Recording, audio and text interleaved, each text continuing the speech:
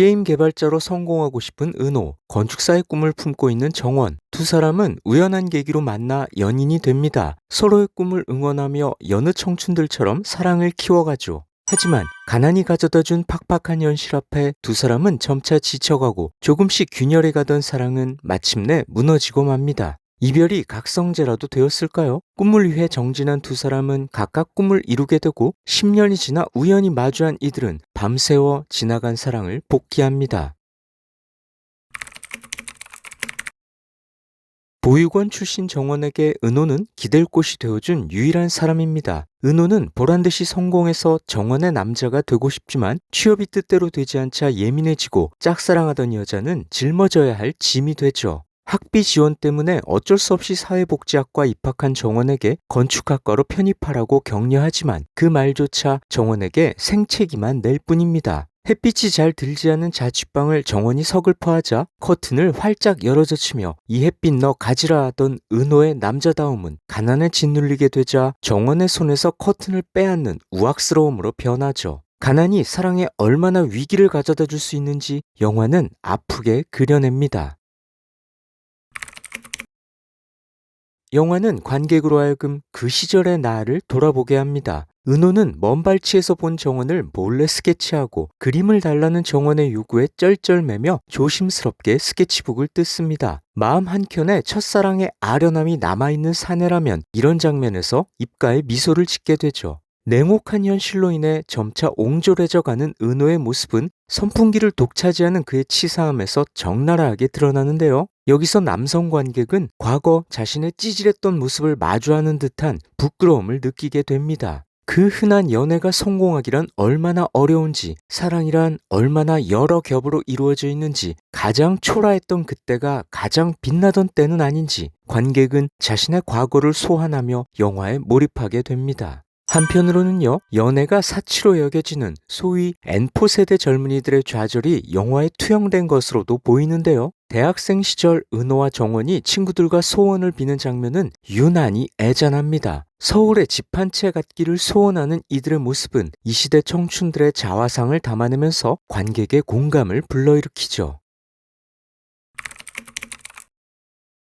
정원이 그토록 건축사가 되고 싶은 까닭도 가족이 없는 자신에게 집이란 그저 물리적 공간 이상의 의미를 갖기 때문일 겁니다. 과거 자신의 집이었던 보육원이 폐쇄되자 실망하는 모습이나 은호의 아버지가 운영하는 식당을 좋아함에는 돌아갈 곳에 대한 정원의 복잡 미묘한 심경이 담겨있죠. 그런 정원에게 은호는 집 한 채 사주며 장가들고 싶지만 현실은 녹록치 않습니다. 한강 뷰가 근사한 친구의 아파트에 초대받은 은호, 열등감으로 추태를 보이고 추객과 싸움이 붙기까지 하죠. 정원은 집이 갖고 싶지만 가짜 집이라 할 모델하우스에서 도우미를 할 뿐이고 은호는 도우미 유니폼을 입은 채 퇴근하는 정원이 부끄럽기만 합니다. 서로의 꿈을 위한다고 애쓰지만 두 사람의 마음은 계속해서 꼬이고 엇나가죠. 이렇듯 청춘 남녀가 만나서 사랑에 빠지고 그 사랑이 퇴색되는 과정에서 공간적 배경이 되는 반지하, 월세방, 옥탑방, 고급 아파트 등은 이 시대 젊은이들의 좌절감을 효과적으로 은유합니다.